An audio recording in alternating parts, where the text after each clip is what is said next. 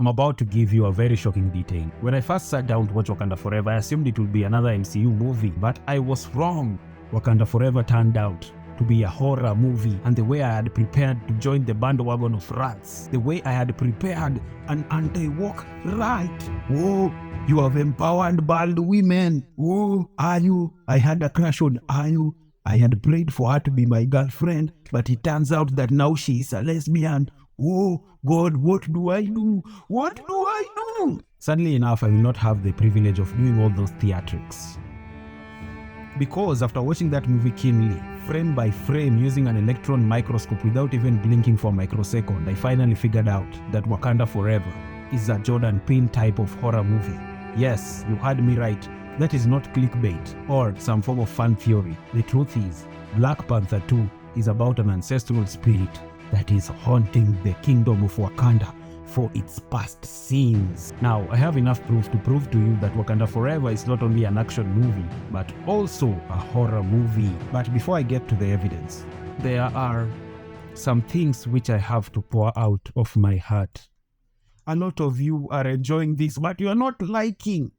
Like and subscribe. You will not die. You will not die. Please like and subscribe so that I can quit my part-time job of being unemployed. Are you done? Are you done? With that said, let us get to the core scene, which is the fundamental, the fundamental ideology, the fundamental plot. This scene explains everything. Pay attention. Do not miss the details. Stop focusing on my handsomeness and this cool outfit.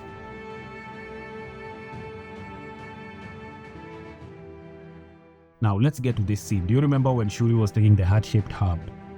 Shuri takes the heart-shaped herb, then enters the ancestral plane. What's the color of her dress? All white. What does white represent in Wakanda? Ask yourself that question. If you are keen enough, you'll realize in the Eurocentric world, or the world which we are living in, white represents hope while black represents the opposite. However, in Wakanda, black represents some form of power, hope, while white represents some form of death or hopelessness or helplessness, to be very specific. First, she comes out of the water. Do you remember? Chala went to some form of savanna bush. Jadaka went back to America. But Shuri instead decides to arrive in the throne. Why do you think the ancestral spirits chose to bring her to the throne? Now we are becoming superstitious. I don't consider myself to be a superstitious type of person, but there's something about this scene which is very amazing. She's dressed in white, white representing helplessness. Helplessness on a throne. The throne represents control. She observes the windows. Look at the windows. I want you to keenly observe the windows. What do you see? A purplish hue around Wakanda. The purplish hue represents the spirit of T'Challa that was left behind. But here's the big question. Who is seated comfortably at the throne? It's none other than Njadaka. Njadaka Otieno. Njadaka the man, aka Killmonger, aka Njadaka OP. You're Eric Stevens. Indingo Njadaka! Opio, Njadaka Omodi Jabondo. Look at him, seated comfortably with all that swag. This is the king we needed in Wakanda. He is also dressed in white, meaning he is somehow also helpless in the ancestral plane. But I want you to notice something. There is another color there, yellow. Do you think they did this by accident? No, it wasn't by accident. Things don't happen by accident in Ryan Coogler's movie or Jordan Peele's movie, since we are saying this is a Jordan Peele type of movie. There is a yellowish color or gold, yellowish gold. Do you remember the theme colors of Killmonger? They were yellow and black, yellow representing his fiery spirit of colonization. Also another detail that some of you missed in Wakanda Part 1. Okay, in Black Panther 1. When Shuri was presenting the necklaces or the suits, the nano suits to T'Challa, what did you notice about T'Challa's necklace? Okay, how did T'Challa comment? He said, tempting. But the idea is to not be noticed. This one.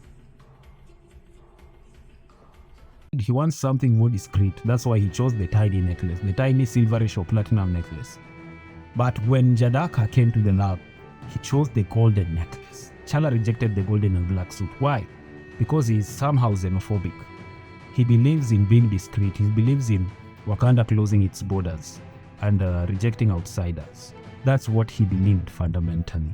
Jadaka instead, when Jadaka took over, he decided to go with the golden chain, the big one, because he likes to show out. In short, Chala is more xenophobic. He is about closing borders. That's why, according to me, in Black Panther 1, he was still the villain. It's not our way to be judge, jury, and executioner for people who are not our own. Not wrong. But didn't life start right here on this continent?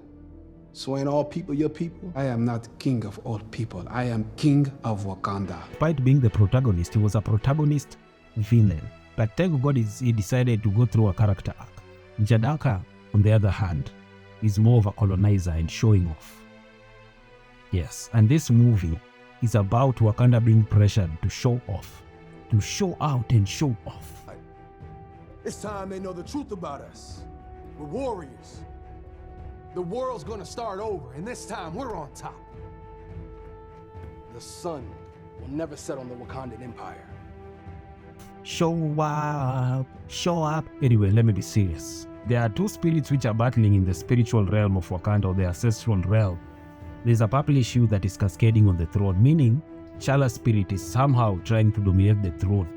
However, I want you to notice what happens afterwards.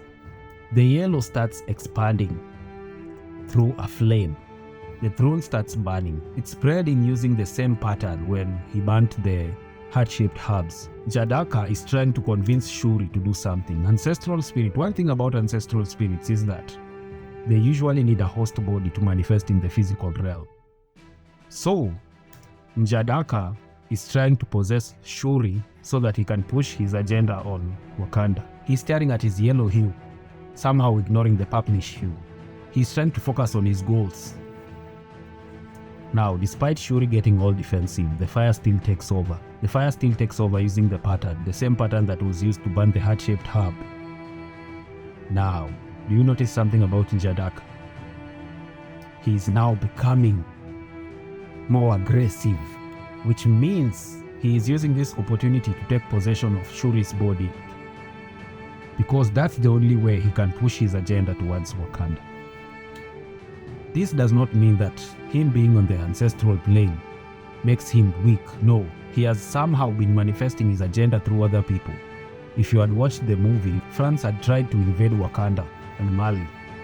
And also the US is planning to invade Wakanda. I'm talking about the US in the movie. Please, if the CIA, if you're watching this, I am not against you. I am just saying what a movie directed in your country is trying to portray. Then she wakes up. Shuri gives in to Jadaka. There's a popular phrase that the people of Wakanda like to use. They usually say that death is not the end for them. In my culture, death is not the end. It's more of a stepping off point. In my culture, death is not the end. They are still with us, as long as we do not forget them. T'Challa is dead, but that doesn't mean he's gone. Found your brother in the breeze, pushing me gently but firm, like his hand on my shoulder. Why do you think they keep on repeating that phrase? It's not to console us. I mean, this is just a movie. They are trying to tell you that in Wakanda, ancestral spirits have always been battling for control. And now, Jadaka has taken over. And he has always been plotting. Why do you think? Let me ask you a question. Why do you think when Killmonger, during the final fight between Killmonger and Black Panther, why do you think Killmonger refused to stay alive? Because he knew that through death he would become more powerful. Remember what he said. Do you remember? Do you remember what he said? Do you remember what he said? With my ancestors that jumped from ships, because they knew death was better than bondage. What he said? You guys, pay attention. Pay attention to these movies. If you are a genius like me and Kanye West, you would notice these details. People are mostly focusing on the woke agenda stuff, but there are other things. You are missing other things in this movie. You are missing other details, more important details in this movie. Do not be distracted by all that woke agenda and far-right agenda. Just focus on the plot of the movie. Focus on the plot. Is it a good plot? Have they developed the characters? I haven't even analyzed the villain. I'm going to talk about the villain. I'm going to talk about the antagonist and protagonist and how they conflict. But before I do that, I first want to make sure that people like and subscribe. Then I'm going to give you more. I'm also going to analyze the final battle, but not today. That is just a taste of what I do. Leave a comment below. If you think I'm wrong, leave a comment below. Let's discuss it. Do you think I'm wrong or do you think I'm right?